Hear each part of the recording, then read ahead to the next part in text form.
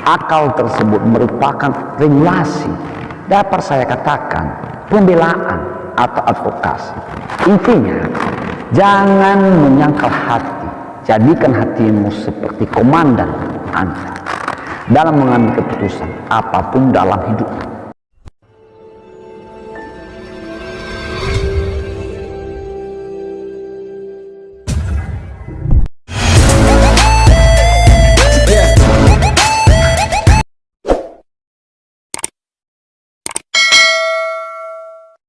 Everybody, dilema saya sederhanakan sebagai sebuah situasi sulit yang mengharuskan atau mewajibkan kita memilih dan memiliki konsekuensinya masing-masing.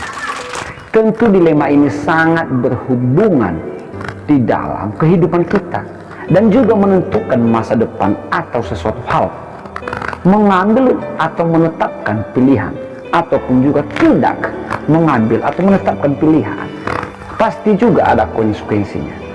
Tentu tujuan kita menginginkan perubahan atau hasil yang memuaskan.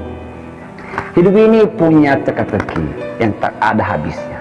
Selain suka duka memori yang berlalu, ada hal lain yang sering banget memusingkan pikiran kita, yaitu perasaan dilema. Seperti pepatah, bagai makan buah si malakama. Manusia dalam menjalani kehidupan di dunia ini pasti sering diperhadapkan pada beberapa pilihan atau hanya dua pilihan, dan wajib menentukan pilihan tersebut.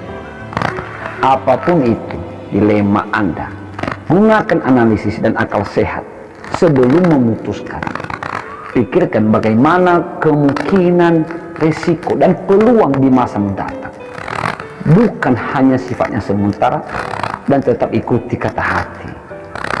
Bukan tidak juga menerima masukan dari orang lain yang ingin membantu. Namun penting diingat bahwa keputusan yang diambil itu Anda yang akan menjalani, bukan orang lain. Ada individu yang lebih memilih untuk mengikuti logika daripada suara hati. Ada juga yang sebaliknya. Hal ini menjadi dilema sebab bingung untuk menentukan pilihan yang lebih tepat dan sesuai. Everybody yang beriman, menurut hemat saya, pada saat melakukan sesuatu, jangan sekali-kali menyangkal perasaan hati. Sebab hati memandang jauh lebih tajam daripada pandangan hati. Pada umumnya orang menghayati jalan pikirannya, tapi jarang menghayati perasaan hati. Maka pahamilah antara hati dan akal ini berbeda ya. Tadi di video saya sebelumnya juga ada saya selipkan kalimat bahwa hati mengendalikan otak dan perilaku. Pribadi yang beriman, akal tersebut merupakan regulasi, dapat saya katakan pembelaan atau advokasi. Intinya, jangan menyangkal hati, jadikan hatimu seperti komandan Anda dalam mengambil keputusan apapun dalam hidup. Walau dilema yang dahsyat, kita wajib menentukan sebuah pilihan. Tentu ada pihak yang merasa rugi, tidak puas, ada yang berujung dicaci maki, direndahi, dan sebagainya. Tapi jangan takut dan goyah bila memang tekad sudah dibuat. Mereka hanya sebagai pengamat, bukan pemeran utama.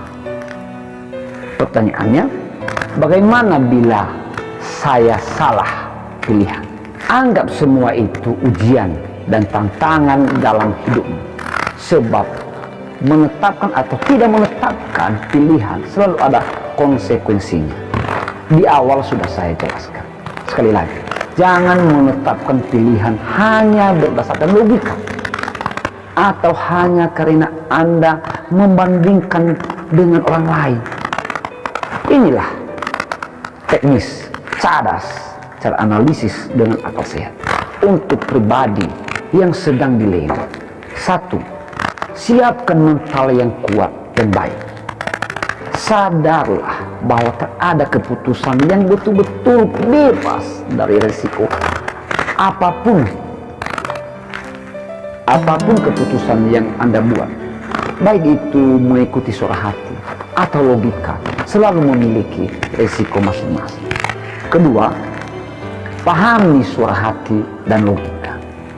Suara hati dan logika adalah sama pentingnya. Penting menyadari hal keduanya dalam kehidupan manusia. Sebab tiap individu tentu punya alasan sendiri untuk menganggap mana yang lebih penting dalam hidupnya. Tiga, ambil langkah tegas.